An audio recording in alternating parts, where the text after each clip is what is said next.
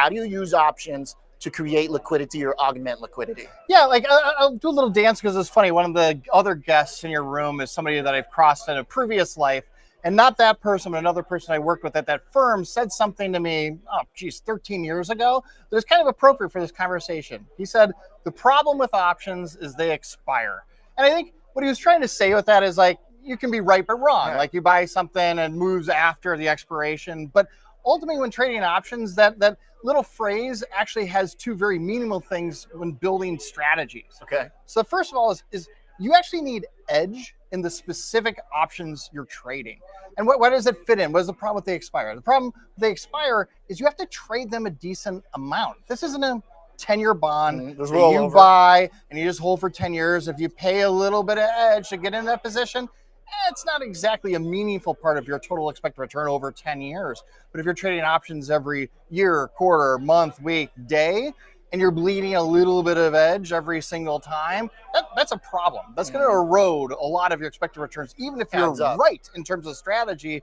The matters if you're trading options, you have edge in the specific options you're trading. So a lot of those ETFs that kind of try to use options in a way, there's a lot of decay. It gets complicated. Sometimes it doesn't work. That's right. Well, it really goes back to like when you're building option strategies, what's very important out of the gate is there a structural inefficiency that is making the options you're buying cheap or the options you're selling expensive? Okay. Do you think that is going to persist? And are you consistently taking advantage of, at the point of execution, something where you're gaining or at least neutral a little bit of edge rather than giving away that edge to the market every time? And can you find that in the deepest liquid options, or are you looking at your clients' portfolios and saying, okay, they're in these stocks, these positions, those are particularly places where I can find a little bit of that edge? That's a great question. So that is why we do not do customization, because edge is very hard to find.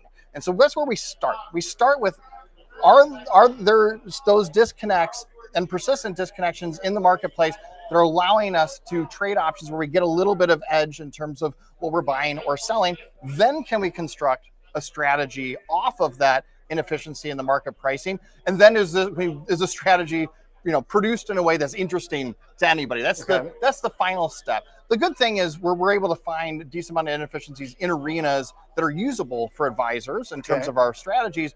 But yeah, we're not doing customization. The very reason for that is that we think if you're, hey, you got a bunch of Apple, I'm going to buy, sell stuff in Apple just because you have Apple. Over time, you're paying away that edge. You're not starting with the foundation of extracting edge from the options you're trading. And it's likely that the experience over years, 2, 3, 4, 5 might start not going as well as people would hope. Now, do you find the most maneuverability and the most alpha, the most edge in certain, is it when the market drops and those things kind of get out of whack or skew moves? Are there any particular volatility inputs that you're most clued into? Like Brent loves watching the gamma stuff. People who like to watch these specific stocks sometimes try to catch those big moves. Like what is it to you in the marketplace that says, oh, this is a day where I've got opportunity? Yeah, so I would say it's actually the bookends. So the main things that create inefficiencies in options pricing tend to be product-based or regulation-based, right? Okay. And so product-based, products tend to grow when things are stable. So they start putting more and more pressure on those inefficiencies, maybe expanding them a little bit so you can take advantage of it. So in the we'll call it 90% of days where we're just grinding up and to the right and those products are building AUM and expanding those inefficiencies, that's where we see a decent amount of edge. Okay. And then when you get crisis and there's unwind events, you have to be able to dance. You can't just do the same strategy that you're always doing at all points in time because something's changed there. That's likely causing those types of products to react differently, whether they're using AUM, whether they're forced deleveraging, all those pieces. So you have to be able to dance against that and likely adjust your positioning to where the ball is going rather than where it's been. Okay. This is complicated stuff. Can I get some help from the AI guys? Because I think I'm going to set, there it is.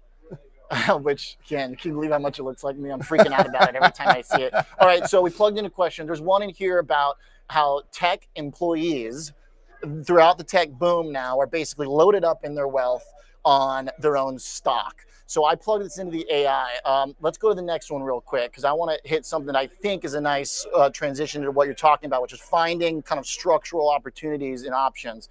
So as a result of the decade-long bull market in tech stocks, many employees of those companies are now very wealthy, but their wealth is concentrated in their stock. Now, I'm kind of leading the witness because I know you have a product that kind of works into this idea. But here's what the AI said. It says when insiders hedge concentrated stock positions through callers and put spreads, it often suppresses single name vol while leaving index or sector volatility elevated, which creates an exploitable spread.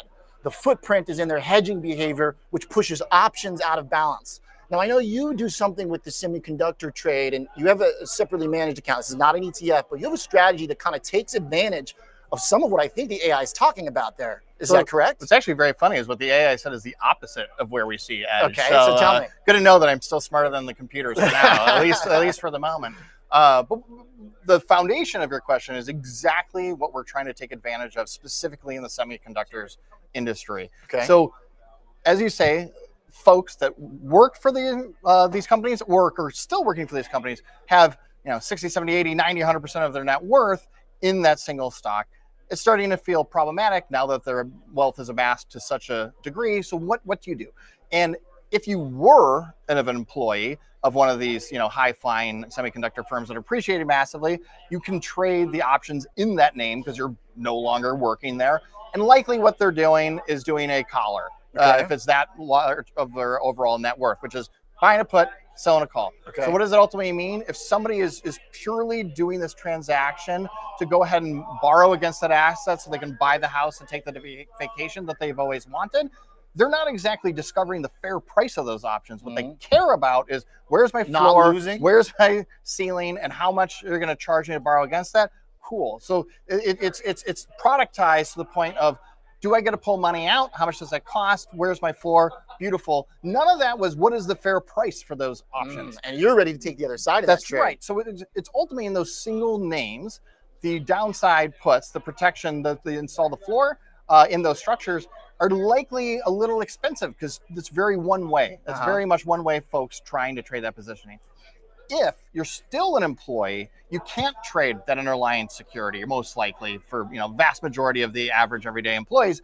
So what are they going to do? They're going to synthetically try to protect that position. What I mean by that is we'll use the biggest one, NVIDIA. It's 20%, which is the cap of SMH. It's almost 50% of the overall sector, but it's capped at about 20% of the SMH exposure. So they're going to use the index options to go ahead and build that protection. And ultimately, how they're likely going to do that is going to run some sort of covered call type of strategy. So they have their NVIDIA stock and they're selling SMH calls against it. They're trying to generate derivative income off of a quote unquote dead asset that they can't liquidate because their priorities the tax are so specific. It creates sort of a mispricing in the That's options. right. And so the index options, especially upside index options, tend to be very inexpensive in this arena. But it's very unique to semis because that whole setup is you need something that is amassed a significant amount of wealth in a very short period of time and in a high tax state. Having that extra friction to stop folks from saying, I'll pay the tax man and get out. Like the bill is too high. The bill's too big, so they got to try and hedge around it, but they're not the most sophisticated, and so you kind of create that up. Your strategy, what's it up this year? We're doing very well. Can reach out and we can talk specifics. All right, there we go. Thanks, Ed.